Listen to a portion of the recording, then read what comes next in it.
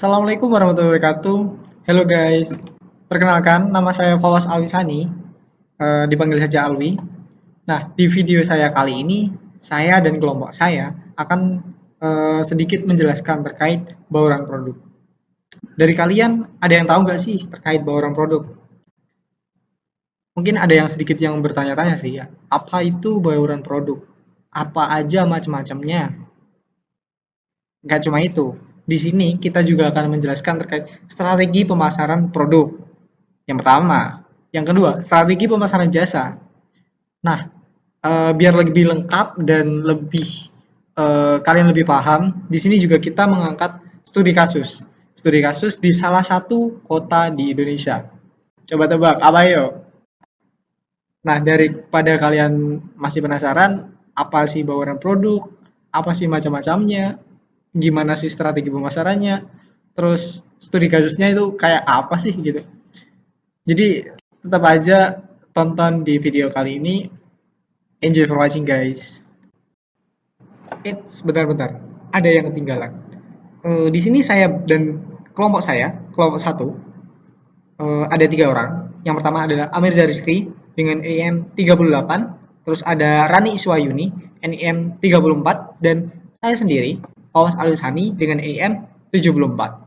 Jadi enjoy for watching guys. Saya Rani Iswayuni, saya akan menjelaskan mengenai arti dari bauran produk dan strategi pemasaran produk. Jadi untuk yang pertama adalah pengertian dari bauran produk. Bauran produk itu merupakan semua lini produk atau kumpulan semua produk dan barang yang dijual oleh penjual tertentu. Jadi untuk selanjutnya adalah macam-macam produk. Jadi di sini untuk macam-macam produk itu terbagi menjadi 2 jenis, yaitu barang dan jasa. Dan sedangkan untuk barang itu dibagi lagi menjadi barang konsumsi dan barang industri. Untuk definisinya tersendiri, barang konsumsi seperti yang kita ketahui merupakan barang yang dimanfaatkan oleh konsumen akhir atau end user dengan tujuan untuk memenuhi kebutuhan rumah tangga mereka masing-masing. Dan klasifikasi dari barang konsumsi itu terdiri dari convenience goods, shopping goods, specialty goods, dan unsold goods. Nah, untuk barang konsumsinya sudah saya jelaskan. Sekarang kita lanjut ke barang industri, di mana barang industri itu merupakan barang-barang yang diproduksi untuk membuat produksi barang lain. Dari barang industri ini diklasifikasikan lagi menjadi bahan atau suku cadang atau biasa disebut dengan material and spare part, barang modal atau capital item, dan pembekalan serta layanan atau biasa kita sebut sebagai supplies and service. Nah, untuk jenis yang kedua yaitu jasa. Tadi sudah ada barang, sekarang jasa. Jasa berdasarkan karakteristiknya itu dibagi untuk yang pertama yaitu adalah intangible. Jadi untuk intangible ini merupakan jasa yang tidak yang memiliki sifat tidak berwujud. Artinya jasa itu merupakan sesuatu yang tidak berwujud. Jasa tidak dapat dilihat, tidak dapat dirasakan, tidak dapat didengar, dan juga tidak dapat dicium sebelum jasa itu dibeli oleh seorang. Contohnya, kita akan pergi ke tempat catering makanan untuk memesan paket menu masakan. Kita tidak akan bisa melihat, mencium aroma, dan juga menikmati kelezatan sebelum kita membeli masakan tersebut. Tentunya kita hanya akan bisa melihat wujud dan merasakan enak atau tidaknya pesanan atau masakan tersebut setelah pesanan sudah diantar ke tempat kita. Dan untuk yang kedua yaitu ada inseparability. Jadi untuk inseparability itu merupakan jasa yang umumnya dijual baru kemudian diproduksi secara khusus dan dikonsumsi pada waktu yang bersamaan. Contohnya kita merupakan seseorang yang ingin memasang kanopi atau pagar di rumah kita. Jadi kita tidak bisa serta-merta langsung memasang. Tentunya kita harus mendatangi tukang las agar kita bisa memesan pagar dan kanopi yang akan kita pasang di rumah. Dan untuk yang ketiga yaitu ada variability. Jadi untuk variability itu merupakan jasa yang memiliki banyak variasi jenis dan juga kualitas tergantung pada siapa, kapan, dan di mana jasa tersebut akan dihasilkan. Dan untuk yang terakhir yaitu ada unstorability, yang merupakan jasa tersebut memiliki karakteristik yang tidak tahan lama dan juga tidak dapat disimpan karena sifatnya tidak berwujud fisik. Contohnya, kita itu sedang mencatat jasa catering di suatu daerah. Kita memperkirakan, nanti di bulan Mei catering akan mengalami kenaikan karena banyak orang yang nikah. Terus kita juga memperkirakan transportasi akan mengalami kepadatan karena menjelang hari raya, dan itu adalah contoh dari unstoreability. Yang kedua adalah mengenai strategi pemasaran produk. Jadi strategi pemasaran produk itu tentu ada kaitannya dengan bauran pemasaran suatu produk. Jadi menurut Kotler 2006, bauran pemasaran merupakan perangkat alat pemasaran yang dapat dikendalikan oleh pemasar berupa bentuknya seperti produk, harga, promosi, dan distribusi yang dipadukan oleh perusahaan untuk menghasilkan respon yang diinginkan oleh pasar sasaran. Di dalam strategi pemasaran, di sini ada dua jenis, yaitu strategi pemasaran dengan produk 4P dan 4C. Untuk terlebih dahulu, saya akan menyebutkan apa saja mengenai strategi pemasaran produk 4P. Karena hal ini sudah lumrah dan sudah umum kalian ketahui, maka saya akan hanya menyebutkan bahwasanya strategi pemasaran produk 4P itu terdiri dari produk, price, promotion, place. Jadi produk itu adalah sebuah produk yang dihasilkan, place itu harga, promotion adalah bagaimana cara mereka mempromosikan dan memasarkan produk tersebut, dan juga tempat. Dan untuk selanjutnya yaitu adalah strategi pemasaran produk 4C, di mana yang pertama adalah customer need and want.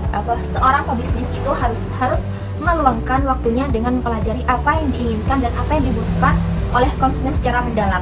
Jadi aktivitas bisnis yang seorang pebisnis itu akan lakukan harus fokus pada bagaimana sebuah produk tersebut mampu memberikan nilai kepada konsumen dan juga pelanggan, dan juga bagaimana sebuah produk itu mampu mengisi apa yang menjadi kebutuhan pelanggan tersebut. Dan untuk yang kedua ada cost, di mana harga yang ditetapkan dapat dilihat melalui perspektif konsumen. Strategi penetapan harga dapat ditetapkan dengan melakukan segmentasi pada konsumen sesuai dengan tingkatannya. Apakah konsumen tersebut termasuk ke dalam middle up ataupun yang lebih rendah.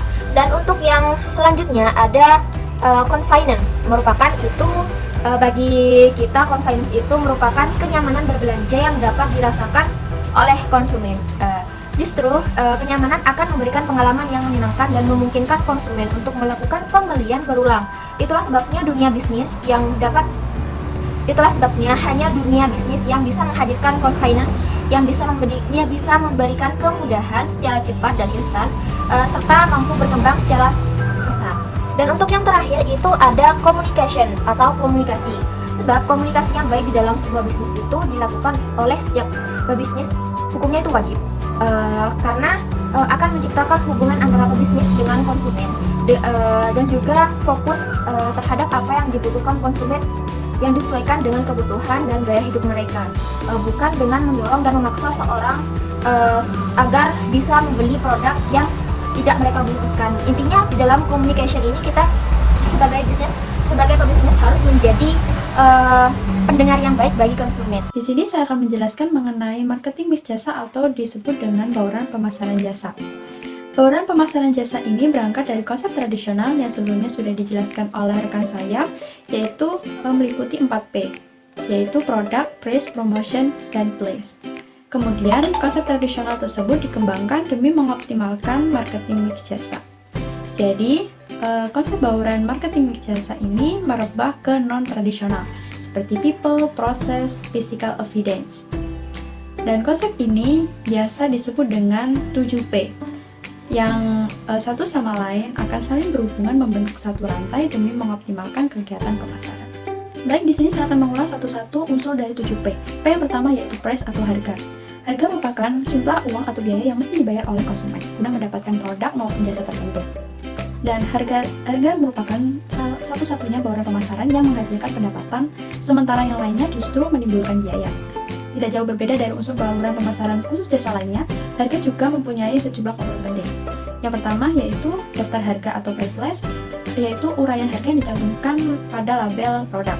Yang kedua adalah potongan harga atau diskon, yaitu pengurangan dari harga normal. Yang ketiga adalah penghargaan atau allowance, yaitu keringanan untuk konsumen guna membayar cicilan. Dan yang keempat, jangka waktu pembayaran atau payment period, yang merupakan cicilan kredit sesuai dengan kesepakatan di awal perjanjian. Dan yang terakhir merupakan prasyarat kredit atau cicilan term. Nah, ini sesuatu yang wajib dipenuhi oleh konsumen. Oke, selanjutnya adalah P yang kedua, yaitu promotion atau promosi. Promosi merupakan kegiatan yang dilakukan untuk mengkomunikasikan produk sekaligus membujuk pelanggan potensial guna membelinya. Setidaknya terdapat 3 macam tujuan utama dari kegiatan promosi. yaitu memberikan informasi terhadap konsumen atau calon konsumen potensial. Yang kedua, membujuk pelanggan target, dan yang ketiga, mengingatkan pelanggan. P yang ketiga adalah produk. Produk menurut Kotler merupakan segala hal yang bisa ditawarkan produsen bila diperhatikan, diminta, dicari, dibeli, dipakai, maupun dikonsumsi pasar sebagai pemenuhan kebutuhan. Sementara itu, menurut Ratih Nurhayati selaku ahli ekonomi menyebutkan bahwa produk bisa dibedakan menjadi 4 macam. Yang pertama adalah barang nyata, yang kedua adalah barang nyata disertai jasa, yang ketiga adalah jasa utama yang dilengkapi oleh barang, dan yang keempat adalah jasa murni. P yang keempat adalah place atau tempat. Tempat merupakan kegiatan perusahaan guna melakukan penyaluran produk maupun jasa tertentu yang tersedia kepada konsumen. Tempat sangat penting sebagai lingkungan di mana dan bagaimana produk maupun jasa tersebut akan disalurkan. Tempat memungkinkan adanya interaksi yang bagus antara produsen dengan konsumen. Setidaknya juga terdapat 3 interaksi yang terjalin antara kedua belah pihak yang berkaitan langsung dengan unsur tempat. Yang pertama adalah konsumen mendatangi pihak penyedia jasa atau produsen. Dan yang kedua, produsen mendatangi konsumen, dan yang ketiga, produsen dan konsumen melakukan interaksi melalui perantara atau pihak ketiga. P yang kelima adalah proses. Unsur proses meliputi prosedur, tugas-tugas, jadwal-jadwal, mekanisme, kegiatan sehingga rutinitas di mana suatu produk maupun jasa disampaikan dengan baik kepada pelanggan. Proses merupakan faktor utama dalam bauran pemasaran baik terhadap produsen maupun konsumen. Selanjutnya, P yang keenam adalah people atau orang. Orang adalah semua pihak atau pelaku yang memainkan peran sebagai penyedia jasa dan karenanya akan mempengaruhi bekal pembeli. Dalam unsur ini terdapat 2 macam elemen yang penting di dalamnya, seperti service people, yakni pemegang jabatan ganda guna menggandakan jasa dan menjual jasa tersebut secara ramah, cepat, teliti, dan setia terhadap pelanggan. Yang kedua adalah customer. Customer merupakan pelanggan yang ingin membeli produk maupun jasa dari produsen. Yang terakhir adalah 7P, yaitu physical evidence atau bukti fisik. Bukti fisik adalah lingkungan fisik di mana jasa akan disampaikan oleh perusahaan jasa dan konsumen bakal melakukan interaksi serta tiap-tiap komponennya memfasilitasi penampilan maupun komunikasi jasa tersebut. Terdapat beberapa saran fisik yang termasuk ke dalam physical evidence. Saran fisik tersebut diantaranya bangunan fisik, peralatan, perlengkapan, barang-barang, serta logo warna. Tentunya ini tidak kalah penting dari unsur-unsur lainnya yang ada pada bauran pemasaran jasa. Nah, kita langsung lanjut ke studi kasus. Studi kasus ini dengan kasus di UMKM Aloe Vera di Kota Pontianak dengan judul Strategi Bauran Produk Ikonik UMKM Aloe Vera di Kota Pontianak. Nah, tadi sudah dijelaskan oleh teman saya terkait bauran produk. Kesimpulannya adalah bauran produk adalah sekumpulan lini produk yang dijual oleh penjual tertentu. Nah, produk ikonik ini sebuah produk yang melambangkan atau menjadi ikon, ciri khas sehingga menjadi daya pengingat bagi konsumen terhadap produk kita. Salah satu kota di Indonesia adalah Kota Pontianak. Kota Pontianak ini memiliki sumber daya alam berupa lidah buaya atau bisa disebut juga dengan aloe vera. Aloe vera ini memiliki nilai ekonomis. Nah, karena itu UMKM yang ada di Pontianak memanfaatkan aloe vera atau lidah buaya ini menjadi sebuah produk turunan berupa makanan ataupun minuman. Hal itu sejalan dengan surat keputusan dari Menteri Perindustrian nomor 521 tahun 2015 tentang penerapan OVO. OVO adalah One Village, One Product.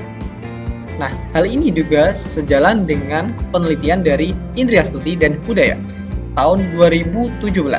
Ya, mereka mengatakan bahwa produk ikonik itu berpengaruh positif terhadap suatu keunggulan produk. Nah, studi kasus yang kami angkat ini, peneliti menggunakan metode pendekatan kualitatif dengan metode deskriptif. Teknik pengumpulannya adalah ada banyak sih, observasi, wawancara, kuesioner, dan dokumentasi serta campuran. Nah, karena para pelaku UMKM ingin melakukan strategi atau upaya agar produk ini diminati oleh masyarakat, oleh karena itu didapatkan 4 strategi.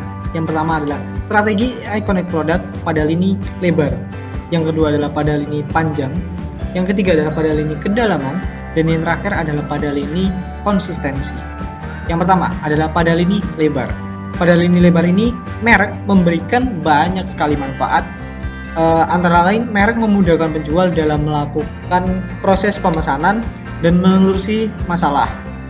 Merek memberikan perlindungan hukum atas ciri-ciri produk yang unik, dan tidak kalah itu merek, membangun sebuah citra dalam perusahaan.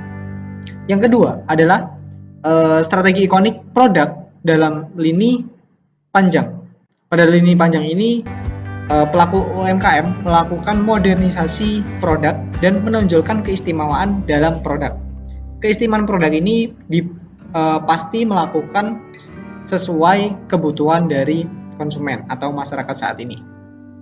Yang ketiga adalah strategi ikonik produk pada lini kedalaman.